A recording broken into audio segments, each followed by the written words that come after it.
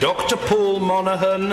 I rise to present this petition containing 2,156 signatures on behalf of the residents of Caithness, Sutherland and Easter Ross, in the same terms as the Honourable Member for Worsley and Eccles South. Mrs Mayor, we must ensure that horses and indeed all animals are treated humanely in slaughterhouses, and I urge the Minister to amend Section 12 of the Animal Welfare Act 2006 to mandate independently monitored CCTV in slaughterhouses. Ivory trade. Our constituents are not interested in excuses, they're not interested in another round of consultations, and they're not interested in spins. They are interested in protecting one of our planet's most extraordinary animals, and they want to know you will honour your manifesto promises and start to protect these priceless animals. I urge you, Minister, for goodness sake, get on with the task. It's not a technology debate, it's an economic debate. It's a technology debate, it's a social debate, it's an economic debate. You're not delivering. Your customer service is 50% of our mailbag. You've heard that already today. We want to know today what you're going to do to get this service delivered out to people that don't have it. You're holding back rural economies. It's as simple as that.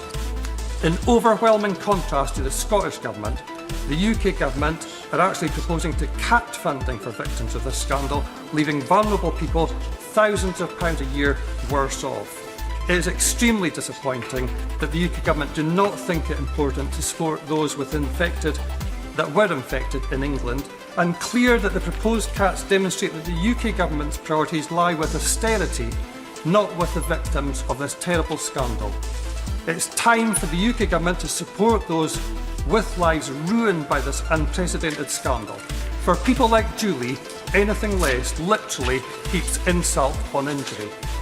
The Scottish Government recognises the importance of Scotland's manufacturing sector and is committed through its new manufacturing strategy to continue to do whatever is necessary to support this sector.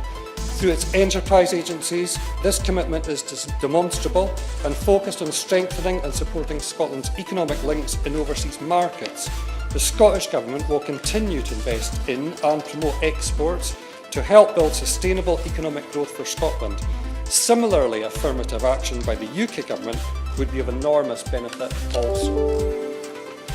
Mr Chairman, I urge the Minister to consider the value of community transport and to argue for the adoption of a two-tier permit scheme as an outcome of the ongoing EU infraction discussions. I would also urge the Minister to reflect upon the challenges facing operators in Scotland and to discuss with the Treasury exemption from VAT on new vehicle purchases and, crucially, how the Rural Fuel Duty Rebate Scheme could be extended to allow community transport schemes to flourish.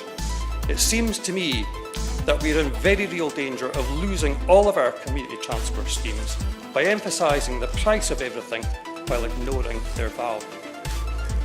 Scotland has many very remote and rural households and communities, and like other communities in other countries in the UK, should not have vital services taken away from them.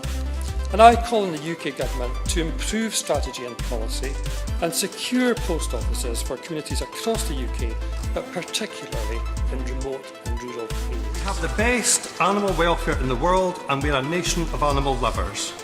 I say to the Minister, England has in fact some of the poorest animal welfare in the world. I have seen it. If you really want to show respect to animal lovers in England, of which there are very, very many, implement the Select Committee's recommendations. Please look to Northern Ireland, Scotland and Wales. Recognise the important contribution of rigorous blood testing regimes and effective movement controls to reduce the risks of cattle-to-cattle transmission, and introduce a centrally coordinated, comprehensive badger vaccination policy in high-risk infection areas in England, focusing on reducing the incidence of this dreadful disease in cattle, and please stop the regressive and medieval practice of badger culling that the public abhors and which diminishes our collective humanity.